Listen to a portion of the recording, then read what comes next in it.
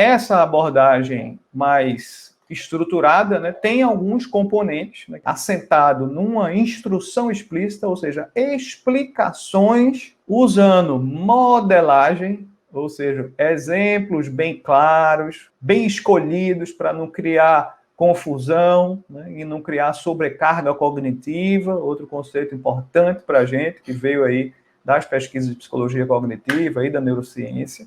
E além da professora, então, explicar, né, e modelar o entendimento, ela vai praticar junto com os alunos, vai praticar os alunos sozinhos, ela observando, e ela vai fazer isso usando esses dois movimentos, né, de modelar, ou seja, explicar e praticar, usando alguns suportes na instrução explícita. Na modelagem, né, o que é importante, né, o ponto de partida, né, é a gente explicar a importância de aprender aquela habilidade. Então, se a gente vai trabalhar uma habilidade de soma, a gente tem que explicar por que a gente vai aprender aquilo. A gente tem que mostrar para a criança, seja uma criança de 2, de 3, de 4, quantos anos ela for, ou um jovem, ou um adulto, por que ele está aprendendo aquilo? Para que aquilo é útil para ele?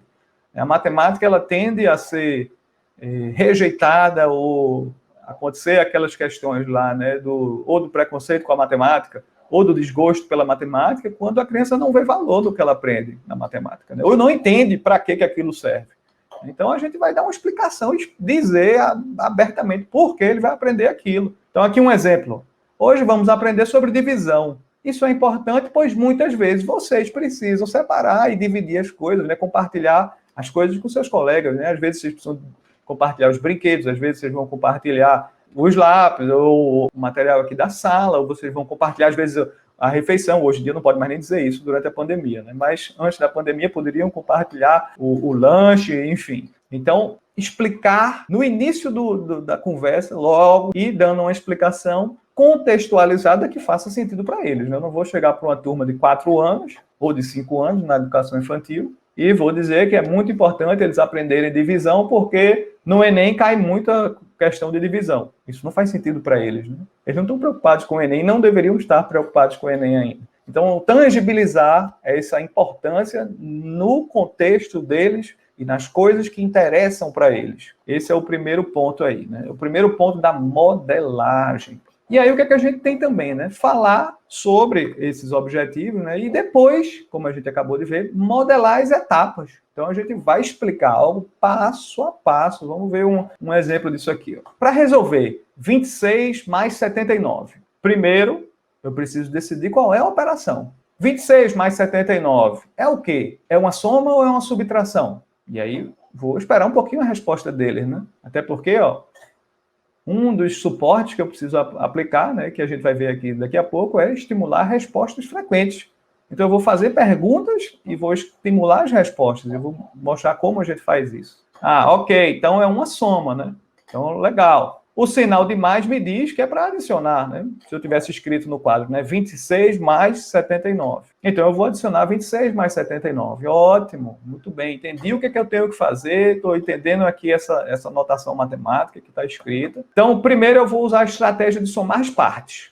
Primeiro eu vou adicionar 20, porque o componente de 26 é 20 mais 6. E vou adicionar também 70, porque 79 é 70 mais 9. Então, eu vou somar 20 com 70. Quanto é 20 mais 70? Eu vou esperar um pouquinho, vou escutar a resposta. Então, vamos lá. 20 mais 70 é 90. Né? Vou escrever 90 aqui embaixo. Então, eu vou construindo com eles o raciocínio de um processo passo a passo. Agora, eu preciso adicionar 6 com 9. Né? Quanto é 6 mais 9? E aí, isso aí. 6 mais 9 é 15. Vou escrever 15 aqui. E, finalmente, a gente tem que adicionar as somas, né? 90 mais 15 é quanto? É 105. Então, 26 mais 79 é 105. Talvez a gente ache até que não é a melhor estratégia, ou a estratégia mais fácil, né?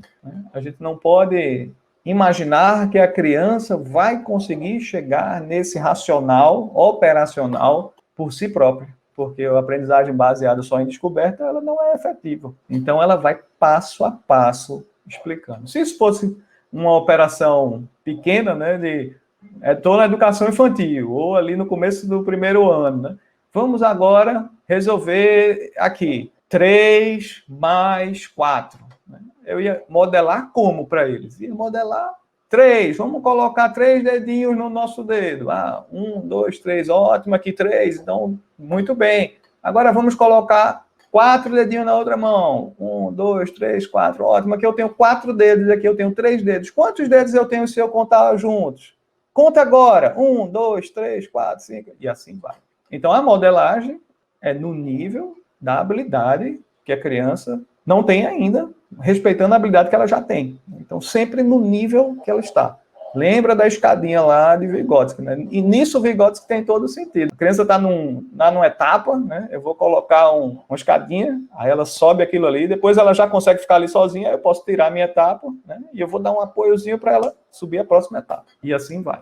E modelagem com muitos exemplos, né? Então, se eu quero trabalhar algo, eu tenho que mostrar isso para eles com exemplos. Né? Não adianta eu explicar e não ter muitos exemplos. Então, hoje vamos aprender sobre divisão, né? Divisão é importante, porque muitas vezes vocês precisam compartilhar os brinquedos com os amigos, né? A gente até já tinha explicado por que divisão é importante. Aí eu vou colocar vários exemplos. Ó. 24 dividido por 6, 28 dividido por 7, 35 dividido por 5. E aí veja que ela usou várias notações, ó, porque a criança às vezes vai se deparar com essa operação de várias formas. Então ela deu vários exemplos diferentes. E também é importante que a gente use o quê? Contra-exemplos, né? O exemplo do que não é divisão. E aí ela pode lançar, por exemplo, 2, 3 contra-exemplos, enfim, ou vários, né, se for necessário. É isso, né? O contra-exemplo da divisão é o 35 menos 5, que é uma subtração. Os contra-exemplos ajudam as crianças a associar melhor esse conteúdo e evitar confusões com outros conteúdos. E note que o contra-exemplo aqui é um contra-exemplo que graficamente não é tão diferente, né, desse outro aqui, ó. São só duas bolinhas a mais, mas essas duas bolinhas fazem uma grande diferença nesse caso aí.